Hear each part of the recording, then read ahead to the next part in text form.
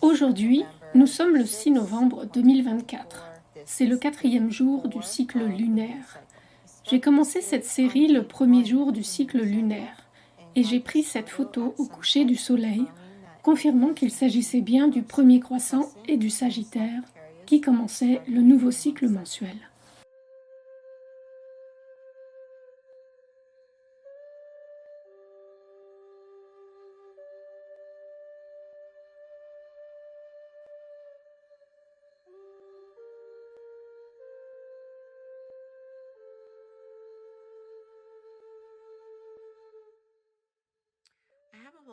J'ai une série complète sur Enoch qui décompose le livre des luminaires. C'est pourquoi cette chaîne s'appelle La loi des luminaires. Et ce chapitre particulier explique comment la Lune progresse dans son cycle. Ce que je fais maintenant dans cette série en vous montrant le ciel. Mais ce qu'il a écrit, peu importe qui il est, correspond exactement à ce que nous voyons encore aujourd'hui. Je voudrais donc d'abord souligner ceci. Pendant tout le temps où la Lune est en mouvement avec cette lumière, elle se déverse en elle en présence du Soleil jusqu'à ce que sa lumière soit complète dans le ciel en 14 jours. Donc 14 jours, le 14e jour, si vous revenez à la première vidéo, vous verrez que le 14e jour est toujours la pleine lune. Lorsque vous commencez au premier croissant, le 14e jour est la pleine lune. C'est donc à ce moment-là que sa lumière est complète dans le ciel. Puis, lorsqu'elle s'éteint complètement, sa lumière est consumée dans le ciel. Et puis, la lune continue. C'est la lune noire. On ne peut pas voir la lune pendant 2 jours et demi. Elle est si proche du soleil. Et nous y arriverons à la fin de ce mois. Vous pourrez voir qu'elle est complètement éteinte. Je l'appelle lune noire ou lune transparente. Mais la lumière a disparu. Il y a maintenant un point-virgule ici. C'est une nouvelle phrase qui arrive. Et le premier jour, on l'appelle la nouvelle lune, car ce jour-là, la lumière est reçue en elle. Il est donc expliqué que la nouvelle lune est le premier jour où la lumière pénètre dans la lune. C'est votre premier croissant de lune. C'est pour ça, lorsque vous comptez à partir du premier croissant de lune, le 14e jour sera plein.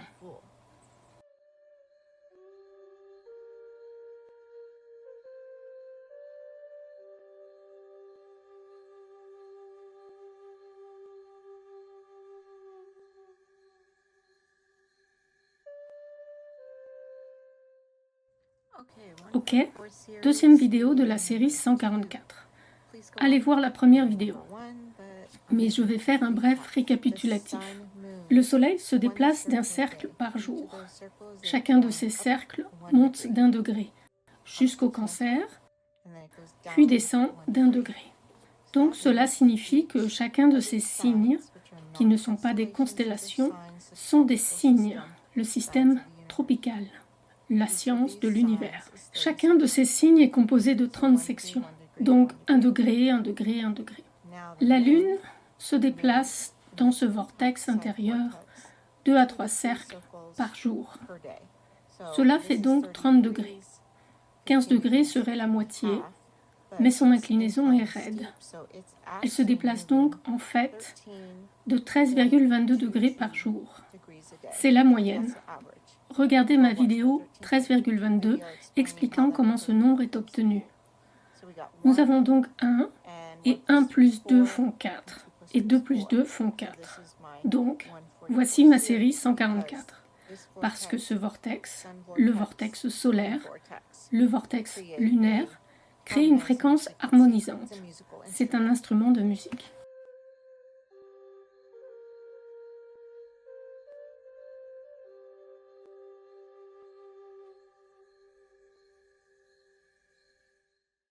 Bon, alors, où en sommes-nous en ce moment? Le 6 novembre, la Lune est entrée en Capricorne, ok? Elle a eu son premier jour ici, puis son deuxième jour.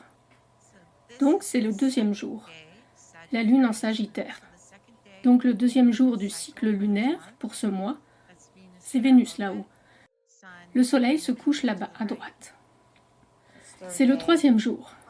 Bon, heureusement pour moi, j'ai eu le troisième croissant aujourd'hui, avec ce magnifique coucher de soleil à droite, créant ces nuages roses. Ce n'est pas une modification.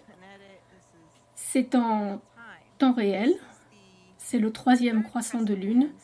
Il quitte donc le Sagittaire et entre en Capricorne. Tout ce qui s'éloigne de vous dans le ciel est bas dans le ciel. Ce n'est donc pas le meilleur endroit pour voir leur hauteur sur ce vortex. Mais le meilleur endroit pour voir cette hauteur est 6 heures après son ascension. Regardez donc l'heure de lever de la Lune dans votre région. Et c'est là que vous verrez que la Lune est effectivement basse dans le ciel, au milieu du ciel en Bélier et haute en Cancer. Ok, c'est le système tropical parce que ce Soleil et cette Lune, tous deux, la Lune aussi, se déplacent entre les tropiques, entre le tropique du Capricorne et le tropique du Cancer. Donc elle monte et descend entre les tropiques. Il y a donc différentes manières de représenter ce vortex, vous savez, qui tourne et monte, parfois représenté par une onde sinusoïdale, qui est le serpent, car le serpent est la meilleure représentation de ce mouvement de haut en bas. Ces cercles. Un cercle est un jour. Disons que le cercle est grand comme ça. Et il fait ça pendant 2 jours. Et ce cercle devient un peu plus petit et fait ça pendant 2 jours. Un peu plus petit, fait ça pendant 2 jours. Donc il continue à faire ça et les cercles deviennent plus petits. Donc, au tropique du Cancer, en haut, vous aurez de petits cercles. Le Soleil fait donc la même chose. La différence entre les deux est que l'inclinaison, lorsqu'il monte ces cercles, l'inclinaison n'est que d'1 degré. Alors que l'inclinaison ou le déclin de la Lune est de 13,22 degrés en moyenne. Et je vais continuer à essayer de suivre cela au cours du mois aussi précisément que possible. Je vous encourage à suivre également. Et vous commencerez à comprendre pourquoi la Lune semble être partout au hasard. Oh, elle est vraiment haute. Oh, c'est vraiment bas. Maintenant, c'est grand et petit, et ça n'a aucun sens. Mais, en effet, cela a tout son sens, car elle suit son vortex, son mouvement entre les tropiques, sur ce vortex. Elle n'est donc pas toujours dans la même position chaque mois, mais elle a un schéma tout au long de l'année. Et ce schéma est très facile à suivre. Cela vous aidera à comprendre pourquoi une éclipse lunaire fonctionne, pourquoi une éclipse solaire fonctionne. Lorsque vous suivez la Lune et le Soleil, vous commencez à comprendre pourquoi ces choses fonctionnent réellement. Ok? Je n'ai rien inventé. Je suis juste le messager. Vous pouvez tous le prouver par vous-même. Nous sommes maintenant au 4e jour. Alors que la lumière continue de se propager à travers la Lune commence également à s'éloigner du Soleil, comme ceci, jusqu'à ce qu'elle soit pleine, de ce côté. Ce sont des luminaires, et ils ont une fréquence harmonisante. La manière dont Enoch en parle est qu'ils sont de la même lumière. La lumière est la 7e partie du Soleil. Des lumières, des luminaires, qui renvoient au son, qui renvoient à la vibration, qui est une pulsation. Donc, pourquoi ça importe? C'est qu'ils sont de la même lumière. Quand ils entrent dans ces signes, ils nous donnent des indices sur ce que leur fréquence apporte. Le Scorpion, par exemple, commence à ressentir la piqûre de l'air d'automne. Il devient évident que l'été touche à sa fin et que l'air est froid, le matin et le soir. C'est l'attribut qui permet à l'énergie solaire de pénétrer notre peau. Chacun de ces noms est un attribut du Soleil. Nous célébrons Halloween dans cette région qui se situe presque à mi-chemin entre cette saison d'automne ici et l'inverse en Nouvelle-Zélande. Halloween est presque à mi-chemin de leur printemps. Le système tropical a donc été écrit, ou a dû être écrit, en raison des attributs des signes, quelque part près de l'intérieur du tropique du Cancer. Quelques zones qui pourraient correspondre à ce ressenti du soleil dans ce système sont l'Égypte et même Jérusalem. Ce ne sont pas des constellations dans le ciel. Ce n'était pas le système d'origine. C'est le système d'origine parce que le mouvement du soleil ne change jamais. Et c'est pourquoi vous êtes né sous un signe spécifique, car c'est la position du soleil dans ce signe. Les noms des constellations sont venus bien plus tard. Et juste un petit rappel, alors que nous regardons ce troisième croissant de lune, et qu'il y a Vénus, juste là.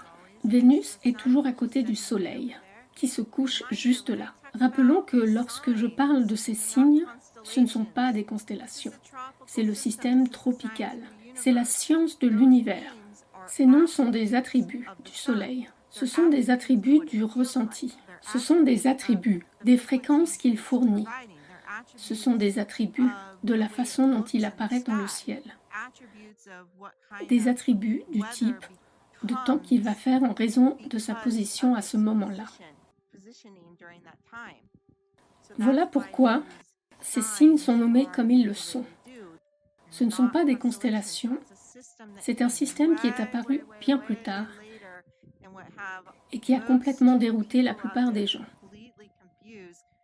Car ce système de constellations très New Age a éloigné tout le monde de la trajectoire du Soleil. Ce sont les trajectoires du Soleil et de la Lune qui sont les plus grandes, champs toriques de l'univers, qui nous fournissent les fréquences qui modifient nos plantes, notre nourriture, nous fournissent la nourriture et modifient les fréquences en nous. Les noms des constellations sont venus bien plus tard, nommés en l'honneur de ces positions, et ils changent au fil du temps. Ce système est donc en constante évolution. C'est pourquoi ce n'est pas le système utilisé pour votre anniversaire. C'est le Soleil qui fournit les fréquences. Il est intéressant de noter que la Bhagavad Gita dit également que la Lune fournit les jus pour les légumes.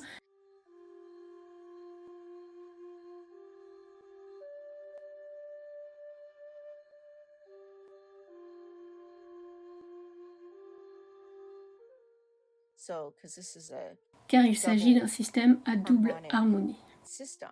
Quand le Soleil est ici en Sagittaire, c'est l'homme, avec la flèche. Et si vous remarquez, si vous vivez dans cette zone sous le tropique du Cancer, la lumière du Soleil du Sagittaire est comme directement dans vos fenêtres. C'est très beau en Sagittaire. On a cette impression de flèche droite. Le 6 novembre, la Lune est en Capricorne. Je vais donc parler du Capricorne également. Lorsque le Soleil est en Capricorne, c'est à ce moment-là qu'il commence à remonter son vortex. Le Capricorne, c'est donc la chèvre qui remonte son vortex. Cela signifie que les heures de lumière du jour commencent à augmenter. Le Soleil fait donc son ascension. C'est donc une chèvre. Autre chose à propos du Scorpion, si vous remarquez, c'est un signe d'eau.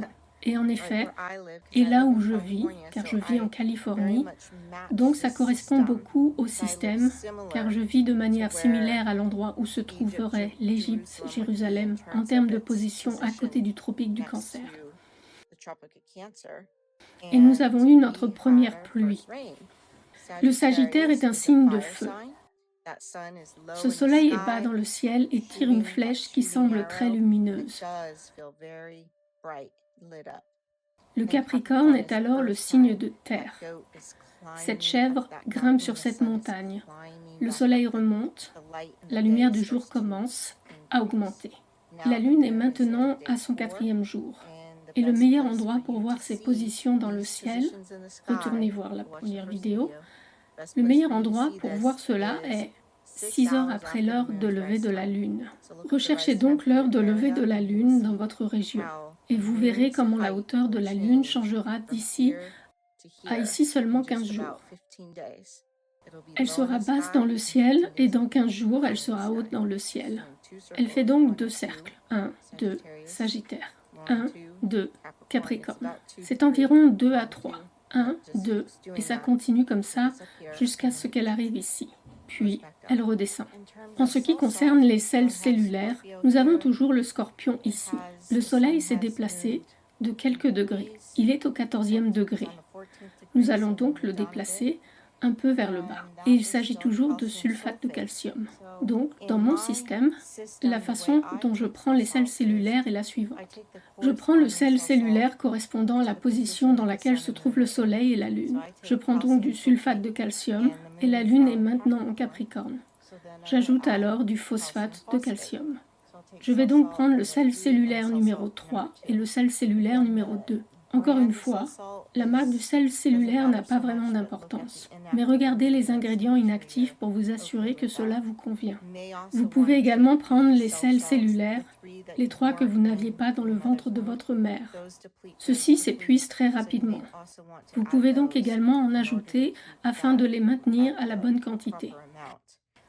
Je prends le sel cellulaire correspondant lorsque la Lune se déplace dans ces signes. Sans les sels cellulaires, nous créons des maladies. Ce sont des fréquences qui sont fournies par l'alimentation, en raison du soleil qui est présent à ces saisons. Il donne à la nourriture certains minéraux, mais malheureusement notre alimentation n'est pas bonne. Notre sol n'est pas bon, donc nous en manquons toujours à ce moment-là. Cela crée donc un système de maladies. L'utilisation de sels cellulaires permet de réaligner cette fréquence avec le Soleil et la Lune un peu plus rapidement que la nourriture seule, malheureusement. Mais je suis confiante qu'un jour nous retrouverons un sol propre et pourrons obtenir tout ce dont nous avons besoin grâce à nos fruits et légumes.